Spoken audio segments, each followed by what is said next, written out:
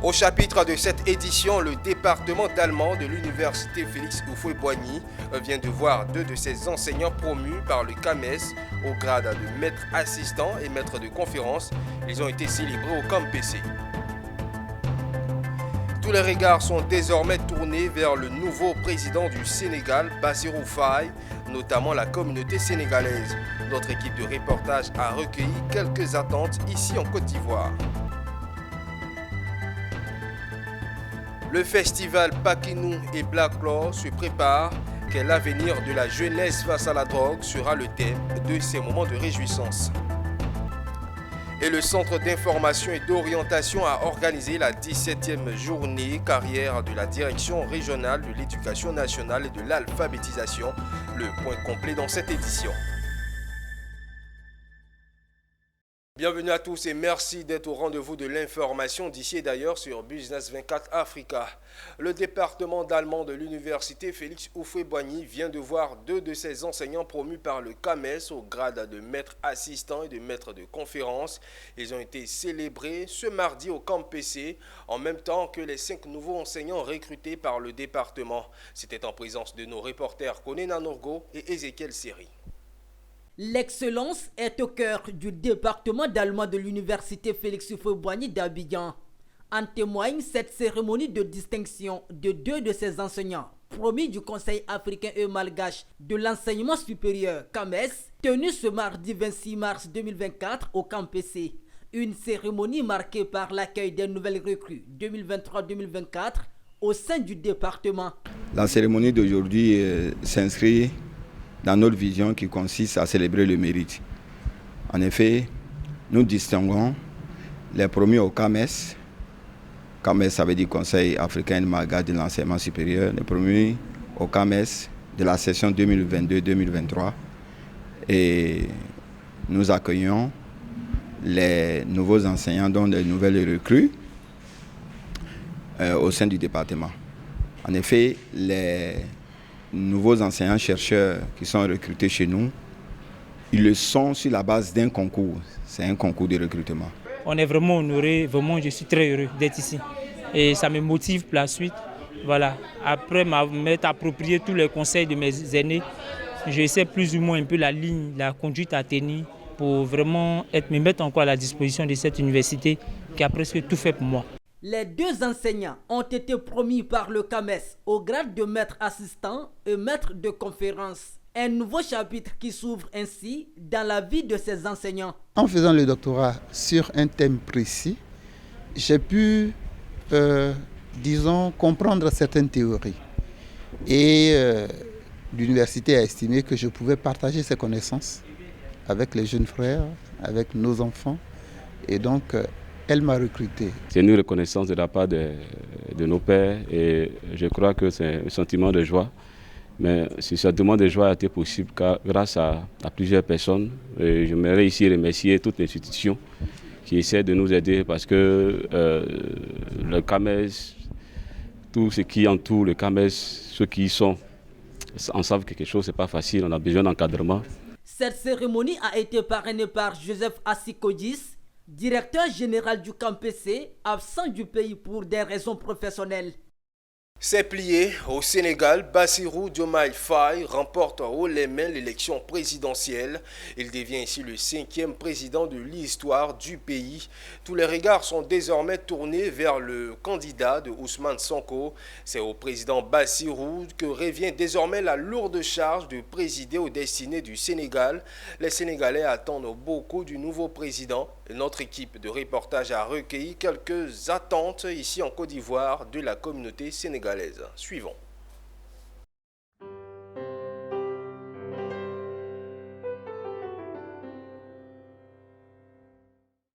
Diomaye Faye, je le conseille de bien s'entourer des personnes qui aiment le Sénégal. Puisque lui, moi je le vois comme un Mandela du Sénégal. De prison au palais. Donc, c'est lui qu'il suivait. Ce n'est pas lui Dieu a donné le pouvoir. C'est lui Dieu a donné le pouvoir. Ça veut dire que c'est Dieu qui donne le pouvoir. Et qu'il sache que de toute façon il a commencé, c'est comme ça il va terminer. Seul le pouvoir de Dieu qui ne finit pas. J'ai eu peur parce que le problème de l'élection là, c'est pas facile. Mais si on fait directement à net, à honnête, moi visons sur les, comment dire, sur mon calcul là, ça me fait clair que ça va passer. Si on fait élection normale, ça va passer normal. Mais comme maintenant là, ici en l'Est, vraiment. On remercie tous les pays, les pays africains, les pays asiatiques, les pays européens, tous on les remercie parce qu'ils nous ont accompagnés bien sur la lutte qu'on a menée pour gagner un autre président qui peut nous aider à sortir dans la crise et dans les malheurs et dans toutes les mauvaises choses. On veut changement quoi? Changement. Aider les femmes. Il a qu'à aider les femmes. Le message particulier que je peux lancer au nouveau président de la République du Sénégal, ils sont battus jusqu'à arriver là où ils sont arrivés. Le Sénégal, c'est un pays exemplaire en Afrique de l'Ouest, partout dans le monde entier. C'est les enfants qui sont venus au pouvoir. On leur souhaite vraiment une bonne continuation. Que Dieu veille sur eux. Ça a été un sentiment de joie, de fierté du peuple sénégalais, des Sénégalais qui résident à Treichville. Et le Sénégal a encore une fois démontré que c'est un pays démocratique, un pays où force est à la loi. Et je félicite le président du Conseil constitutionnel sénégalais. La loi a été respectée. Le peuple s'est prononcé. Et le Sénégal vient encore une fois de nous démontrer que c'est un pays démocratique, un pays africain démocratique.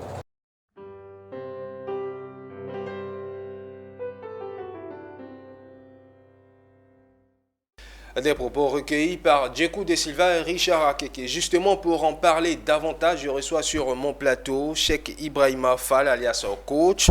Il est journaliste et animateur sur Radio Treichville.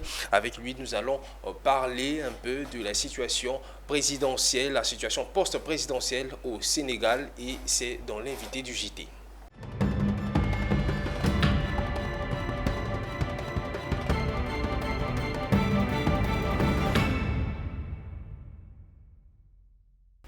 Bienvenue, Cheikh. Merci d'avoir accepté notre invitation sur ce plateau. Merci et bonsoir. Bonsoir aussi aux téléspectateurs de Business 24. C'est quand même un plaisir d'être avec vous.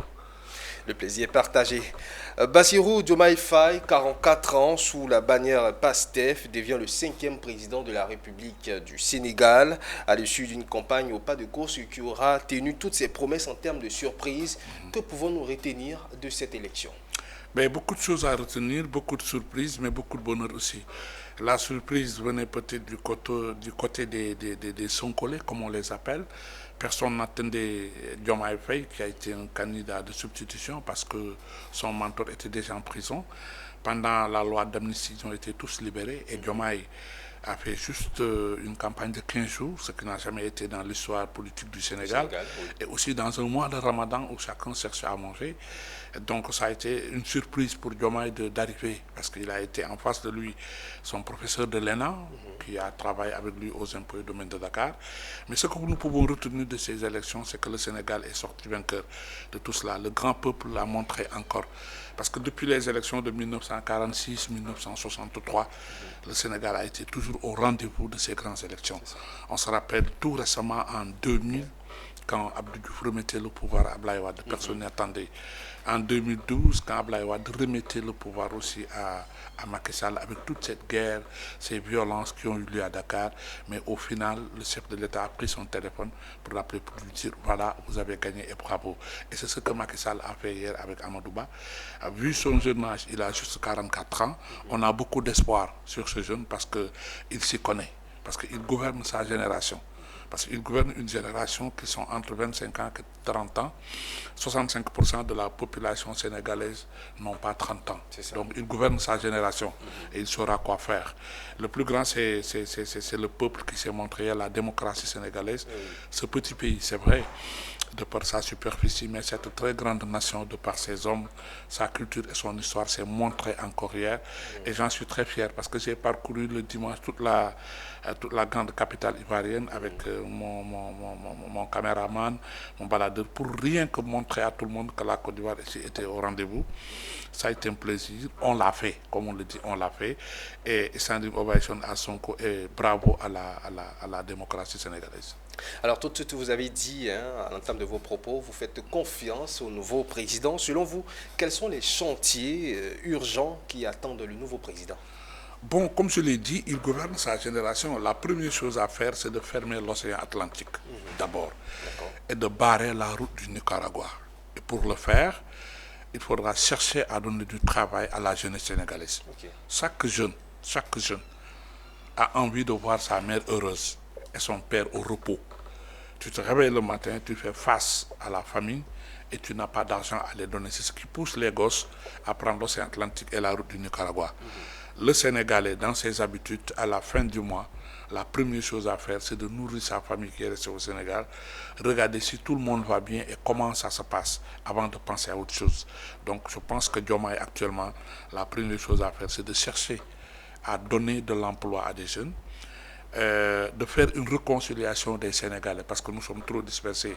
Depuis 2021, c'est la violence, c'est la guerre. Il y a n'importe quoi dans ce pays. Maintenant, il a eu la chance d'être à la tête de la magistrature suprême. La première chose à faire, c'est de revoir le Sénégal, réconcilier le pays, revoir la jeunesse qu'il gouverne et faire en sorte que le Sénégal retrouve sa place dans les conseils des grands pays comme les pays de démocratie et d'économie. Voilà. D'accord, alors on comprend qu'il y a beaucoup de défis à faire. Beaucoup de choses à faire. C'est ça. Il a eu la chance parce que le Sénégal est riche de son pétrole et du gaz. C'est quand même un avantage. Macky Sall en a fait un travail extraordinaire dans la banlieue dakaroise en termes de transport, comme on le dit chez nous. La route, c'est la voie du développement. Macky en a créé beaucoup. Je pense que Diomaye aussi arrivera à continuer les pas de Macky Sall et créer autre chose. Et on a espoir à Diomaye parce qu'il est jeune et il comprend ce qui se passe. Il n'est pas de Dakar. Il vient d'un village qui fait 100 km de Dakar. Donc il connaît ce que c'est que la famille sénégalaise, la solidarité légendaire du Sénégal, il s'y connaît. On a espoir à lui et je pense que dans les premiers 5 ans à venir, Diomaye pourra beaucoup de pas dans le domaine de l'économie et de la solidarité sénégalaise. C'est vrai, dans les 5 prochaines années, et si on parlait déjà des 100 premiers jours. Des 100 premiers jours, les 3 premiers mois, ça se verra. Parce qu'il y a beaucoup de choses à faire entre Diomaye et ceux qui l'ont élu. Aujourd'hui, la grande question ou la grande interrogation, c'est de savoir quel sera l'avenir politique de Ousmane Sonko, qui a été son mentor, qui a été en prison, qui n'a pas pu aller aux élections. Le candidat de substitution est arrivé, il a remporté les élections. Quelle sera la position de Ousmane Sonko dans tout cela? Là, nous les écoutons. Ce n'est pas à nous de donner la position, mais entre eux, peut-être ils vont nous donner une proposition, possibilité qu'ils vont gouverner ensemble et sans faire de bruit. Parce que la présidence de la République aussi, c'est quelque chose d'assez extraordinaire. Quand il y a le tapis rouge, l'hymne national, les avions et les voyages, ça peut grossir la tête. Mais j'espère que Diomaye, il est sur ses pieds. Et j'espère qu'ils vont se retrouver pour gouverner ensemble et rendre le Sénégal heureux avec tout ce qu'ils nous ont dit durant 2021 maintenant, tout ce que nous a promis en termes d'économie et autre chose. Ils ne vont pas se faire des parables, ils vont nous aider quand même à sortir la tête de l'eau. On les fait confiance. D'accord. Alors, comment est-ce que vous entrevoyez les relations entre le Sénégal et la France, vu que le nouveau président a fait campagne au nom de la rupture? Écoutez, cher ami, tu sais, ici en Afrique occidentale française ou en Afrique francophone, tous les candidats de l'opposition, leur première chanson, c'est que quand je gagne le pays, je vais me débarrasser de la France. Mon ami, c'est pas facile. La France s'est débarrassée de l'Afrique il y a longtemps. Ils ont coupé le cordon ombilical il y a longtemps. C'est nous qui suivons les Français. Nous sommes dans la culture française, nous sommes dans la langue française. Quand est-ce qu'on va se séparer d'eux? Se séparer de quelqu'un, c'est de se séparer de sa civilisation, de sa culture et de sa langue. Nous parlons le français, on s'habille comme les Français. quand est-ce qu'on va séparer d'eux? J'ai vu le président de la République française qui a tweeté pour dire à Diomaye Faye que je suis prêt à travailler avec toi. C'est pas la peine de lui dire Diomaye ira, comme tout le monde. Parce qu'on ne peut pas se débarrasser comme ça d'un ami qui date depuis 1945. C'était ces belles paroles. Parce que le jeune Sénégalais, dans sa banlieue, on lui a fait comprendre que c'est à cause de la France que vous ne mangez pas, ce qui est très faux. Donc c'est nous qui poursuivons les Français. Mais la France s'est débarrassée de nous il y a très longtemps. Donc c'était des belles paroles pour faire sa campagne, mais ça ne sera pas facile. Ça ne sera pas facile. D'accord. Merci beaucoup, Cheikh Ibrahima Fall, alias Coach. Je rappelle que vous êtes journaliste et animateur sur Radio Treichville. Et avec vous, nous avons parlé de la présidentielle au Sénégal, qui a vu donc maintenant qui voit donc, on va dire, le président Bassirou Diomaye Faye, 44 ans aujourd'hui, et il est le 5e président du Sénégal. Bassirou Diomaye Niakhar Faye. C'est bien ça. C'est ça. Tout son nom. 5e président du Sénégal. On porte notre espoir à sa personne. Je l'ai dit à tout le monde, ensemble, nous tous, derrière Diomaye Faye, pour un Sénégal prospère. Comme ça, on se sépare des violences et autres choses. Vive le Sénégal et vive la Côte d'Ivoire. Merci beaucoup. Merci, cher ami. Autre chose à présent, chez nous, c'est la Paquenou qui se prépare et la jeunesse face à la drogue, quel avenir sera donc le thème choisi par le festival Paquenou et Baclor organisé dans le village de Donkounou, Kwadiokro, situé à 2,5 km de la ville de Yamsokro, et ça sera du 29 au 31 mars 2024 prochain. Au-delà de la sensibilisation face à la drogue, ce festival sera une occasion de retrouvailles en vue de poser les assises de la mutuelle et des projets de développement du dit village. Et Blaklo, qui signifie en baoulé, venez au village, est un festival qui se déroulera du 29 au 31 mars 2024 dans le village de Dougounou Kwadiokro. Durant ce festival, il sera question de la consommation de la drogue par la jeunesse. Problématique mise en avant pour justifier le thème « La jeunesse face à la drogue, quel avenir ?»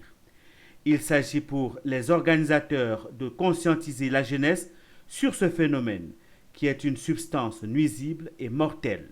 À l'occasion de ce moment de retrouvailles, de gaieté et d'harmonie, une conférence sera prononcée pour attirer l'attention de la cible sur la drogue tout en évoquant les impacts négatifs sur leur vie. Vous savez, la drogue est un fléau qui détruit pratiquement toute la jeunesse du Côte d'Ivoire. Dougounou Kwadiokro, faisant partie de la Côte d'Ivoire, donc, doit aussi être informé de ce qui se passe comme danger que les jeunes gens encourent en consommant, même en vendant la drogue. Parce qu'il faut le dire tout net, on n'est pas en reste. Tous les villages de Yamsokro, aujourd'hui, ce fléau-là décime pratiquement toute la jeunesse. Alors on a trouvé bien de faire appel à des spécialistes pour qu'ils viennent donc animer la jeunesse sur ce fléau, pour que chacun puisse être conscient que la drogue ne fait que détruire. On a choisi ce thème-là pour donc sauver des vies de jeunes gens. Parce que, comme on le dit, l'avenir de ce pays repose sur la jeunesse. Ce festival permettra de poser les pierres de la mutuelle et de projets de développement du village de Dougounou Kwadiokro. Au programme de ce festival, une exposition de pain artisanal, des danses traditionnelles à l'attention des participants. L'apothéose du festival se déroulera autour de la finale de football dans la matinée et d'un concert de musique en soirée. Le préfet du département de Didiéville a procédé le vendredi 22 mars à l'installation officielle du conseil de la sous-préfecture de Raviard. Il s'agit d'un cadre de concertation et d'échange entre le sous-préfet et les représentants des différentes couches sociales de la circonscription administrative. Plusieurs projets de développement de la sous-préfecture ont été annoncés. Installé officiellement par le préfet du département de Didiéville, le conseil de la sous-préfecture de Raviard, en tant qu'organe légal de prise de décision, a validé le plan d'action de la sous-préfecture proposé par le sous-préfet Kwame Luku Eric. Ce conseil s'est prononcé sur les questions de développement socio-économique, culturel, environnemental, sécuritaire et d'autres questions d'intérêt. Le président de la République a pris un décret pour que, au niveau des sous-préfectures, les conseils soient installés Et suite à cela, le ministre nous a instruit à le fait que chaque préfet vienne sur le terrain, n'est-ce pas, pour l'installation officielle. Donc aujourd'hui, c'est le rendez-vous de Ravia que je respecte afin d'installer les membres de ce conseil-là pour travailler aux côtés du sous-préfet pour le développement de Ravia. Plusieurs projets de développement de la sous-préfecture ont été annoncés. On a beaucoup de talent et si on conjugue tout cela, je pense qu'on peut réaliser des projets. Parmi les projets, après la sensibilisation, il y a ce que nous appelons les projets de développement. Nous avons créé des sociétés coopératives. Il y a 40 coopératives légalement constituées qui existent ici. Mais Ravia a déjà pu mobiliser plus de 400 millions de francs CFA en 2023 grâce aux coopératives. Cette année, avec le programme intégré de développement et d'adaptation au changement climatique, nous devons faire plus de 1500 hectares de tech. Nous devons faire 1500 hectares de tech de bois énergie pour le reboisement. Et ça va leur permettre de capter de l'argent parce que dans les 12 départements du centre, dont fait partie du Dievi, c'est 7 milliards prévus par ce programme. Et Ravia bénéficie d'un important financement. Et ça, c'est encourageant. Mais il faut l'implication des cadres pour que ça marche. Merci beaucoup. Direction San Pedro pour ouvrir une page d'orientation professionnelle. Le Centre d'information et d'orientation a organisé la 17e édition des journées carrières de la Direction régionale de l'éducation nationale et de l'alphabétisation de San Pedro. 5 jours durant, les acteurs de l'école, les structures de formation, les entreprises, les professionnels et les partenaires de la région ont été mobilisés autour de la question de l'insertion socio-professionnelle des jeunes. Le thème choisi et quelle stratégie pour une meilleure insertion socio-professionnelle de la jeunesse? Abel Kwao, commenté par Mondésir Nascimento. C'est la 17e édition des journées carrières à San Pedro, organisée par le Centre d'information et d'orientation CIO et sous le thème « Quelle stratégie pour une meilleure insertion socio-professionnelle de la jeunesse ?» Ces journées étaient le lieu pour répondre aux questions liées à l'insertion socio-professionnelle de la jeunesse. Le directeur du CIO de San Pedro, Ladji Bamba, à l'ouverture de la cérémonie, a précisé l'objectif des journées carrières. Nos enfants de génération en génération passent dans le système. Et chaque fois qu'il y a une nouvelle génération, ils ont forcément besoin d'informations. On se construit nous-mêmes notre avenir. Et dans la phase de construction de notre avenir, on a besoin d'informations pour prendre des décisions. Et avant la prise de décision, il faut forcément s'informer sur ce qu'on veut faire, quels sont les obstacles, quelles sont les facilités, et si même on doit remodeler ce qu'on a déjà arrêté comme décision, c'est à partir des informations. Nestor Gouleyi, secrétaire général de la DRENA de San Pedro, se réjouit de l'organisation de ces journées carrières qui permettront une meilleure insertion socio-professionnelle des jeunes de sa région. Il a exprimé sa gratitude envers le directeur du CIO pour l'initiative. C'est une joie pour nous parce que nous formons des élèves de la 6e en terminale.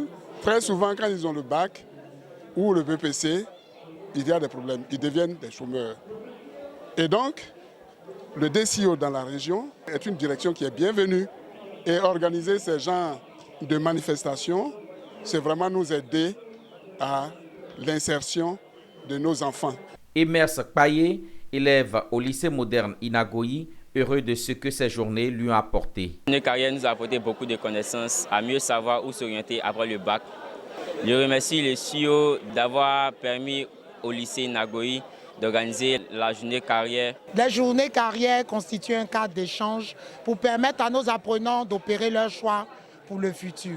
Donc ce sont des mots de remerciements et surtout de félicitations à tout le système éducatif de San Pedro que je voudrais adresser au nom du préfet de région. Il faut souligner que le cadre choisi pour cette 17e édition des journées carrières est le foyer polyvalent du lycée moderne Inagoyi de la ville balnéaire. Au menu de ce rendez-vous, des conférences, des expositions, animations et visites de stands. Et nous poursuivons en images. Africa Finance Corporation a annoncé dans un communiqué publié ce mardi la clôture d'un prêt syndiqué d'un montant record de 1,16 milliard de dollars obtenu auprès de plusieurs banques originaires d'Asie, du Moyen-Orient et d'Europe. Fondée en 2007 avec un capital initial de 1,1 milliard de dollars, l'AFC a pour principale mission de catalyser les investissements dans le domaine des infrastructures en Afrique. Ses principaux actionnaires sont la Société africaine de réassurance, la Banque africaine de développement et les groupes bancaires panafricains Ecobank et United Bank for Africa. Comptant 43 pays membres, l'institution revendique plus de 13 milliards de dollars d'investissement sur le continent. Et toujours en image, au Mali, la récolte de céréales a atteint 9,9 millions de tonnes durant la saison 2023-2024, soit 3% de moins que l'année précédente. C'est ce qu'indiquent des données provisoires avancées par le Premier ministre. Ce niveau en baisse d'une année sur l'autre est aussi en deçà des objectifs fixés en début de campagne.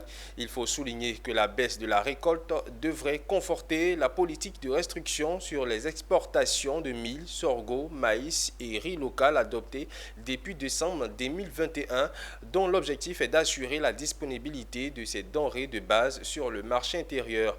En plus de ces mesures, les autorités ont autorisé les importations de riz à taxe réduite de moitié jusqu'à hauteur de 300 000 tonnes. Et voilà qui marque un terme à cette édition préparée par l'ensemble de la rédaction. Merci de votre aimable attention. Restez en notre compagnie. Les programmes se poursuivent sur Business 24 Africa.